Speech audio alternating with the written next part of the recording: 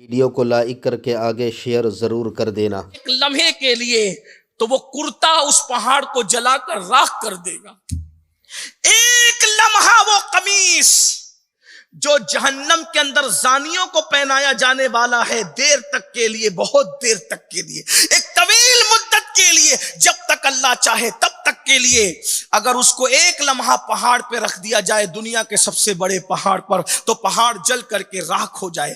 ایسا قمیص زانیوں کو پہنایا جائے گا۔ ذرا بتاؤ، کیا پہاڑوں سے زیادہ جسم مضبوط ہو گئے؟ کیا پتھروں سے زیادہ جسموں میں طاقت آ گئی؟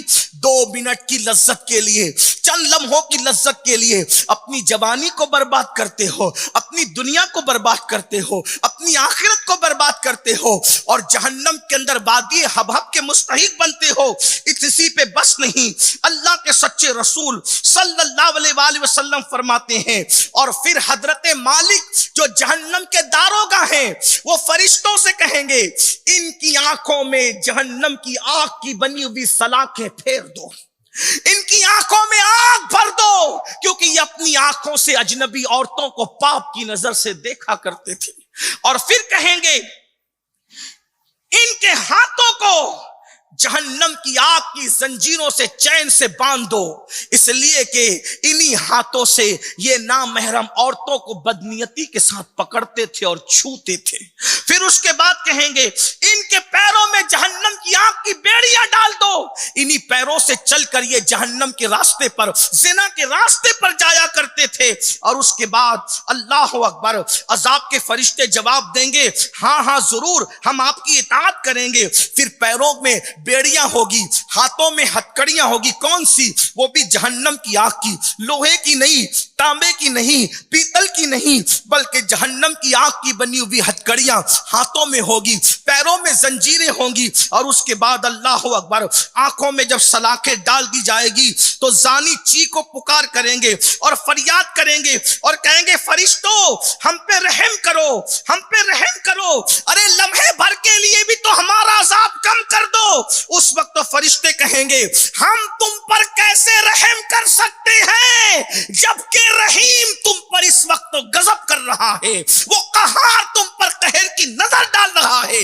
جب رحیم نے تم پر قہر کیا ہے تو ہم رحم کرنے والے کون؟ اللہ اکبر، یہ ان کا حال ہوگا۔ اللہ اکبر، میرے آقا صلی اللہ علیہ وآلہ وسلم کے دیوانوں، کاش میری قوم کے وہ جوان جو رنگ ریلیوں کی بنیاد پر، ناجائز تعلقات کی بنیاد پر، دوستی کی بنیاد پر، محبت کی نوٹنکی کی بنیاد پر زنا کے اڈوں پر جا رہے ہیں، قرآن کہتا ہے اللہ اکبر وَلَا تَقْرَبُوا الزِّنَا إِنَّهُ كَانَ فَاحِشًا وَسَاءَ سَبِيلًا، زنا کے قریب بھی مت جاؤ، اس لیے کہ یہ برا راستہ ہے، یہ اچھا راستہ نہیں ہے۔ اللہ اکبر۔ اور ایک بات یاد رکھنا، اچھی طرح یاد رکھنا، حضرت سرکار غریب نواز رضی اللہ تعالیٰ اپنے ملفوظات میں فرماتے ہیں جب کوئی زنا کر کے غسل کرتا ہے تو اس کے غسل سے جتنے قطرے ٹپکتے ہیں، ہر قطرے کے بدلے 1 سال کا گناہ اس کے نامہ اعمال میں لکھا جاتا ہے۔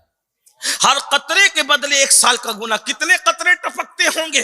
ذرا غور تو کریں۔ اللہ کے بندو، توبہ کا دروازہ کھلا ہوا ہے، خدا کے لیے توبہ کر لو۔ اس پر بھی بہت سی احادیث زنا کے حوالے سے موجود ہے، لیکن تیسرا کم نصیب جس کے لیے اللہ کے رسول علیہ السلام فرماتے ہیں وادی حبہب میں ڈالا جائے گا، آقا ارشاد فرماتے ہیں وہ نشہ کرنے والا ہوگا، وہ نشے کا عادی ہوگا۔ اللہ اکبر۔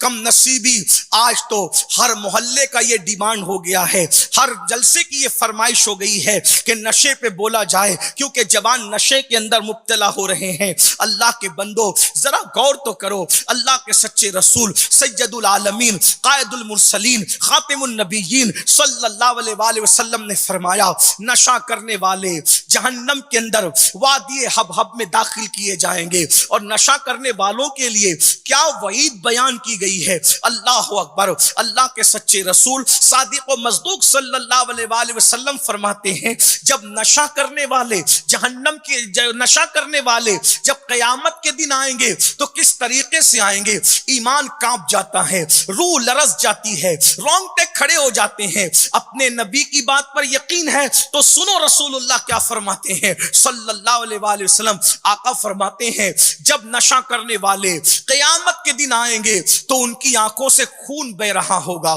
ان کی آنکھوں سے خون ٹپک رہا ہوگا, یعنی وہ خون روتے ہوئے آئیں گے. آج بہت آسانی کے ساتھ نشہ کرتے ہیں, الگ الگ بہانے سے نشہ کرتے ہیں, نشے کو پرموٹ کرتے ہیں, کوئی کون سا نشہ, کوئی کون سا نشہ, کوئی کون سا نشہ. یاد رکھنا اللہ کے رسول نے ارشاد فرما دیا کل مسکرن حرام, ہر نشہ آور چیز حرام ہے. قرآن ویڈیو اگر اچھی لگی ہو تو لائک کر کے آگے شیئر ضرور